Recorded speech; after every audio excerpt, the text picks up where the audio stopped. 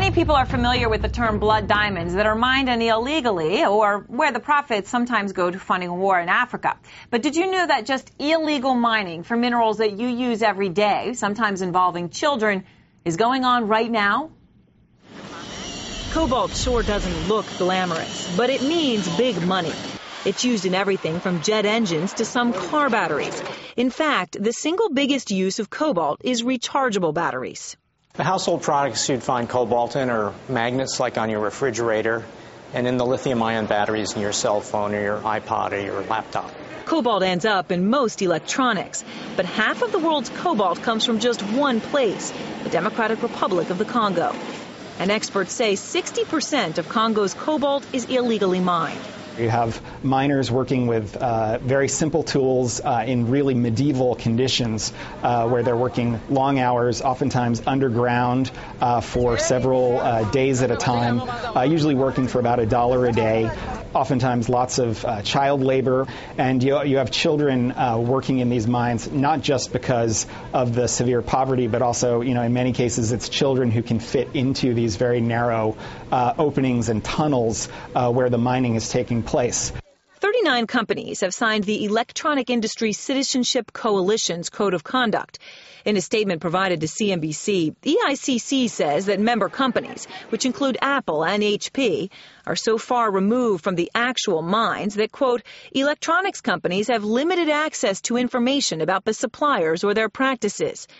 Raw cobalt goes to refiners who pull it all together before selling it to electronics companies. China processes more than any other country, and its refiners don't trace where the cobalt originally came from.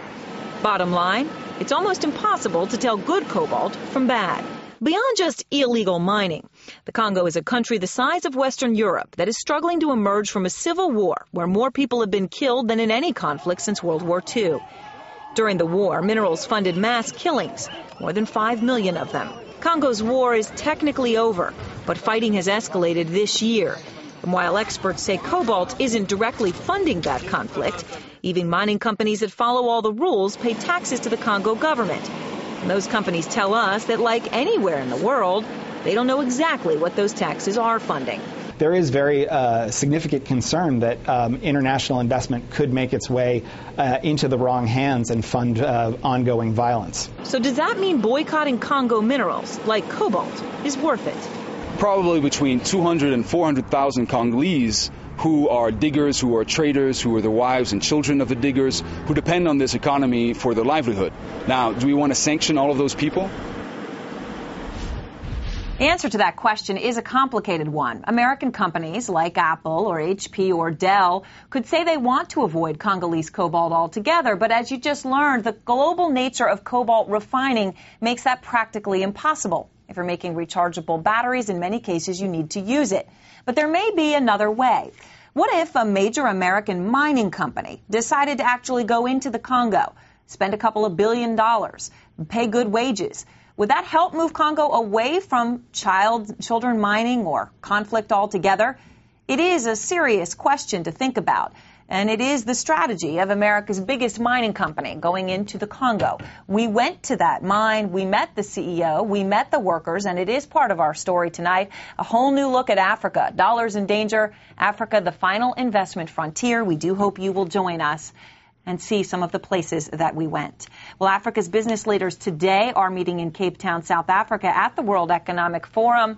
On the agenda is how to make Africa more competitive in global markets and to get those major American companies to come in. A report released at the meeting shows who is winning right now. The top 5 in Africa: Tunisia, South Africa, Botswana, Mauritius, which, by the way, is an interesting offshore financial, let's just say, I don't want to use the word laundering because it wouldn't be really fair, but a location for China and Morocco. The next 5, Namibia, Egypt, Gambia, Kenya, and Nigeria. Now, even though Nigeria is notoriously corrupt, it did make the list of top 10. And just to give you a sense of where these countries stack up on a global scale, Tunisia is about as competitive as Bahrain in the Middle East. South Africa, just a notch below Lithuania. And Nigeria, at the bottom of Africa's top 10, still beats Pakistan and Venezuela. Now, the report concludes that to increase competitiveness, African governments need to do things that appear obvious but aren't always easy. Increase access to financing, stop putting up trade barriers, improve healthcare and education, and perhaps most crucially, upgrading infrastructure. The biggest infrastructure project in Africa is in another country most Americans associate with danger, not dollars. That is Libya, and you will get an inside look at Libya tonight as well.